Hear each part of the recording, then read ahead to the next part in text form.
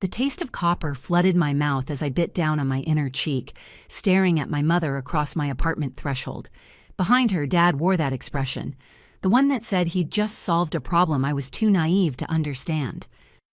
"We called the venue and canceled everything," Mom announced, adjusting her purse strap with the satisfaction of someone who'd just prevented a disaster. "That man isn't right for you, Cassandra. Deep down, you know it." My phone vibrated against my palm. The preview lit up. "Miss Thornton, someone claiming to be your mother just attempted to cancel your event at your own property. Should I contact security?" The apartment suddenly felt too small, too warm. My vision tunneled to that single sentence glowing on the screen while my mother continued talking. Something about saving me from myself, about non-refundable deposits and gratitude I'd feel later. The words reached me through what sounded like water. I held up one finger, a gesture I'd perfected in boardrooms, and watched my parents' mouths snap shut. "Rebecca, thank you for alerting me." I kept my voice level, professional. "No security necessary, but document everything. Also, increase wedding staffing by 20%. We'll have guests who might cause problems." The silence after I hung up had weight to it. What was that about? Mom's confusion was genuine. "Who's Rebecca?" "Rebecca manages Thornwood Estate." I set my phone on the entry table with deliberate care. "The venue you just tried to cancel, the property I've owned for 5 years. My name is Cassandra. I'm 33 and I own a $140 million real estate portfolio. This is the story of how I made my family finally see me." The color drained from both their faces in a way that would have been satisfying if my hands weren't shaking. Let me back up and explain how we got here. I'd been the family disappointment since childhood, not because I'd failed. Quite the opposite. The Thornton family measured success through a specific lens: prestige over prosperity, appearances over achievements. My sister Helena married a senator's son. My brother Marcus joined Dad's law firm. They followed the approved path: right schools, right connections, right marriages, arranged through country club introductions. I chose hospitality management and real estate development instead of law school. By 26, I'd flipped my first property using money I'd saved, working 3 jobs through college. By 30, I owned 4 boutique hotels. By 33, I'd acquired Thornwood Estate. 200 acres of historic property I'd transformed into the most sought-after wedding venue on the East Coast. My parents had no idea. Not because I'd hidden it deliberately. I'd simply stopped sharing my life with people who only criticized it. When I mentioned my first hotel acquisition, Mom asked when I'd get a real job. When I showed Dad the magazine feature about my second property, he changed the subject to Marcus's latest case. After a while, I stopped trying. They assumed I was struggling. Their narrative required it. The truth: that my struggling had built a $140 million portfolio while my siblings still paid off student loans, didn't fit. So they ignored any evidence that contradicted their story. It was 2 years ago at a charity gala when I met Jonathan Rivera. I was escaping a tedious conversation with a developer who couldn't take a hint. Jonathan stood by the bar in a borrowed tuxedo, representing a literacy nonprofit, looking like he'd rather be anywhere else. "You look like you'd rather be anywhere else," I'd said. He'd laughed, loosening his tie. "Is it that obvious? I'm here to ask for money, but I'm terrible at networking. I keep wanting to actually talk to people." "What would you talk about?" "Right now? How surreal it is that people are drinking champagne that costs more than my monthly grocery budget while standing next to anatomically incorrect swan ice sculptures." He'd grinned. "I'm Jonathan. I teach history, which is why I notice these things." I'd laughed, really laughed. For the first time at one of these events in years, Jonathan was a high school teacher from Queens. He drove a 10-year-old Civic, lived in a modest apartment, coached debate team, and volunteered every weekend. He was also the kindest, funniest, most genuine person I'd ever met. When I told him I worked in real estate, he asked if I enjoyed it. Not how much money I made, just whether I was happy. I fell in love with him before our second date.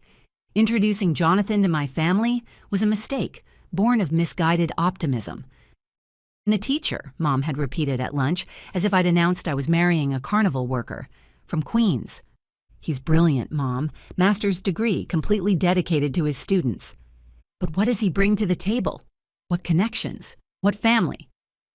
"He brings kindness, integrity. He makes me laugh every single day. Cassandra, be practical. You're not getting younger.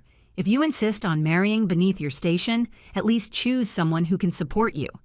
I can support myself. Doing what? Flipping those little houses? She'd wave dismissively. Sweetie, that's a hobby, not a career. I'd ended lunch early. We didn't speak for 3 months.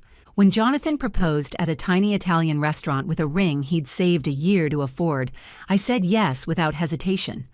When I called my family 2 weeks after Jonathan proposed, Dad's response was immediate.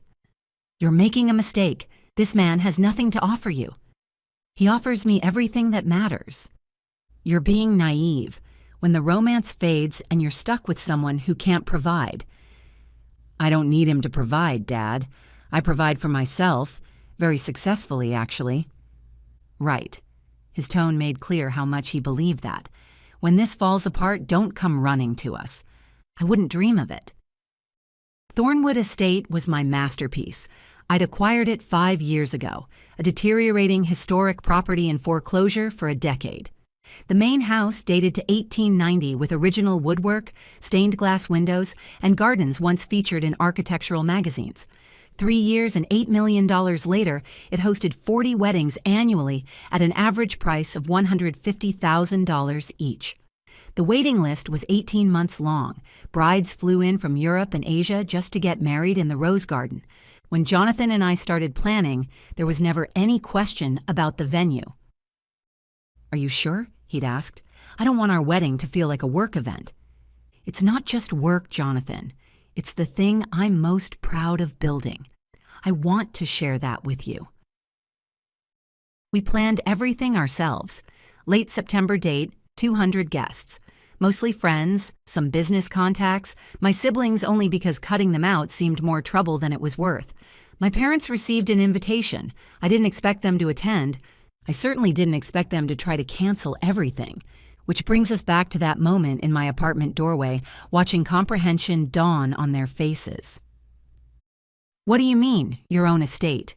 Dad demanded. That venue cost $200,000. You couldn't possibly. I couldn't afford to rent it.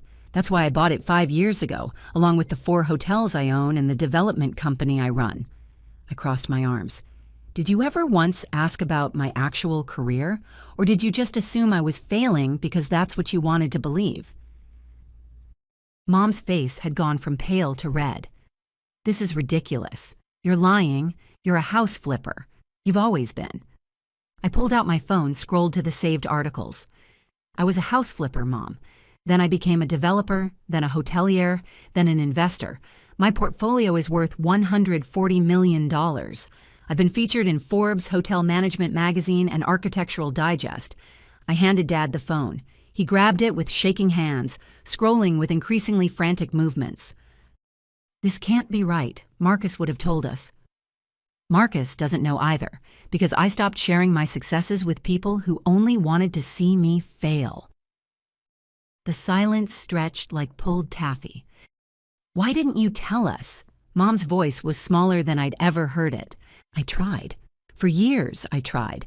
Every time I mentioned an accomplishment, you changed the subject to Helena's charity board or Marcus's cases. Every time I talked about my work, you called it a hobby. I felt my jaw tighten. Eventually, I realized you didn't want to know. You'd already decided who I was, and nothing I did would change that. That's not fair. Fair? I laughed, sharp and bitter. You just tried to cancel my wedding because you decided my fiancé wasn't good enough. You didn't ask about his character, his values, whether he makes me happy. You saw a teacher from Queens and concluded he was beneath me, just like you concluded I was beneath my siblings because I didn't follow your predetermined path. Dad set down the phone. His expression had shifted to something I couldn't quite read. Shock, maybe, or the beginning of shame. Cassandra, we were trying to protect you. From what? From happiness? From a man who loves me exactly as I am? From a life I built with my own hands? I walked to the door and opened it. Leave now, and consider carefully whether you want to attend a wedding you just tried to sabotage, because if you show up and cause problems, security will escort you out. My security, at my property. They left without another word. Jonathan found me on the couch an hour later, mascara streaking my face. "Hey," he wrapped his arms around me. "Rebecca said something about your parents trying to cancel?" I told him everything. The attempted cancellation, the confrontation, years of dismissal exploding into the open. When I finished, he was quiet for a long moment. "I'm sorry," he said finally. "I'm sorry they've treated you that way, that they can't see how incredible you are. They see what they want to see. Then they're missing out. Because the woman I'm marrying is brilliant and kind and has built something amazing from nothing." He pulled back to look at me. "I'd be proud of you if you owned 50 properties or 0. You know that, right?" "I know," I leaned into him. "That's why I'm marrying you." "Should we uninvite them?" I considered it. Really considered it. "No, I want them there. Not because I need their approval, but because I want them to see everything I've accomplished, the man I've chosen, the life I've built." I felt something fierce settle in my chest. I want them to sit in my gardens and dance in my ballroom and understand exactly how wrong they were about me. Jonathan smiled. "That sounds healthy and not at all like revenge. Maybe a little like revenge. I support revenge, especially when it comes with excellent catering." 3 weeks later, on a September evening when the gardens glowed gold in the sunset, the wedding day arrived. My parents came, subdued, uncertain, clearly unsure of their welcome. I'd had Rebecca seat them near the back with distant cousins and business acquaintances. They didn't protest. The ceremony was held in the rose garden. Jonathan cried when he saw me walking down the aisle. I cried when I saw him crying. Our friend Marcus, not my brother, another Marcus, thankfully, officiated with a speech about finding your person in unexpected places. "Love doesn't care about your plans," he said. "It shows up when it wants to, often disguised as someone your spreadsheet said was all wrong." Cassandra and Jonathan found each other at a party neither wanted to attend, bonded over ice sculpture anatomy, and built something real in a world obsessed with appearances. I caught my mother wiping her eyes during that part. I didn't know what to do with that information. The reception filled the restored ballroom, the same room where I'd once stood knee-deep in debris, imagining what it could become. Now it glowed with candlelight and laughter, packed with people who'd supported us, believed in us, chosen to celebrate with us. During toasts, my sister Helena stood up unexpectedly. "I know I'm not on the official list," she said, "but I hope Cassandra will let me say something." I nodded, wary but willing. Growing up, I thought I was the successful one, the one who did everything right. Helena's voice wavered. But looking around this room, at this incredible property, at the man my sister chose, I realized I had it backwards. When Mom and Dad told me about the confrontation last month, I started researching what Cassandra had really built. I was ashamed I'd never asked before. Cassandra didn't fail at following our family's path. She succeeded at creating her own, and I'm ashamed it took me this long to see it. She raised her glass. "To Cassandra and Jonathan, may your marriage be as strong as the woman who built this place from ruins." The room erupted in applause. I found myself crying again, but different tears this time. My parents approached during dancing. Dad spoke first, his voice halting. "Cassandra, what Helena said. She was right. We were wrong about everything." "Yes, you were." "I'm not asking for forgiveness. I know we haven't earned that." He looked around the ballroom at the intricate restoration work, the period-appropriate fixtures, the seamless blend of history and modernity. "But I want you to know that I see it now. What you've built, who you've become. This is extraordinary." "Thank you." Dad turned to Jonathan, who had materialized at my side with champagne. "And Jonathan, I misjudged you. I saw your job title and your address and assumed I knew who you were. That was wrong. Any man who makes my daughter this happy is exactly who she should have married." Jonathan accepted the handshake. "Thank you, sir. I know this has been a difficult day for you." "Less difficult than we deserve." Mom stepped forward, tears streaking her makeup. "Cassandra, I'm so sorry. For the venue thing, for the years of not seeing you. I was so focused on the life I thought you should want that I never asked what you actually wanted. No, you didn't. Can we? Can we try again? Start over? I looked at this woman who had dismissed me for 33 years, who had tried to sabotage my wedding 3 weeks ago, who was now asking for a fresh start she hadn't earned. We can try, I said carefully, but starting over doesn't mean forgetting. It means rebuilding slowly, with proof, not just promises. That's more than fair. And if you ever try to interfere in my life again, that's it. No more chances. Are we clear? Crystal clear. Jonathan squeezed my hand. I think the DJ's about to play our song.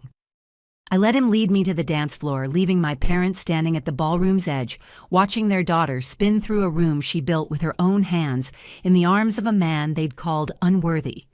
The article in Wedding Magazine ran 3 months later. Thornwood estate owner weds in her own ballroom, the headline read. The photos were gorgeous. Gardens in autumn colors, candlelit reception, Jonathan and me laughing in the rose garden. The journalist asked about the venue's history, and I told her the restoration story. What I didn't tell her was the family drama that had nearly overshadowed the day. Some stories are for magazines, some are just for me, but the ending was the same either way. I'd built something beautiful. I'd married someone wonderful, and I'd done it all without anyone's help, permission, or approval. Today, a year after the wedding, my parents are still trying, genuinely trying, to rebuild our relationship. We have monthly dinners. They ask about the business. They've even visited 2 of my hotels, walking through lobbies with expressions of wonder I'd never seen before. We had no idea, Mom keeps saying. We had absolutely no idea. I know, I always reply. That was the problem. The relationship isn't what it was before. It's something new we're building from scratch. There's still wariness on my part, still guilt on theirs. But we're committed to the process. Helena and I have grown closer too. She calls every week now asking about properties, about Jonathan, about my life she never knew existed. Even Marcus reached out after the wedding, apologizing for years of dismissive comments and asking if we could start fresh over coffee. It's not perfect. It may never be perfect, but it's honest now. And that's something. And every September, when another bride walks down the aisle in my rose garden, I remember my own wedding. The confrontation before, the celebration after, the moment when everything I'd built finally became visible to the people who'd refused to see it. I didn't need their validation, I never had. But there was something satisfying about receiving it anyway, on my terms, in my space, surrounded by evidence they couldn't dismiss or ignore. Some victories are quiet, some are very, very loud. Mine was both. They tried to cancel my wedding because they thought they knew better. They didn't know the venue was mine. They didn't know anything about my life because they'd never cared enough to ask. But now they know. Now they see. Not because I needed them to. I stopped needing that years ago. But because seeing is believing, and belief is the first step toward change. They're changing, slowly but steadily. And I'm building still. Properties, partnerships, a marriage, a future. All of it mine, all of it exactly what I chose.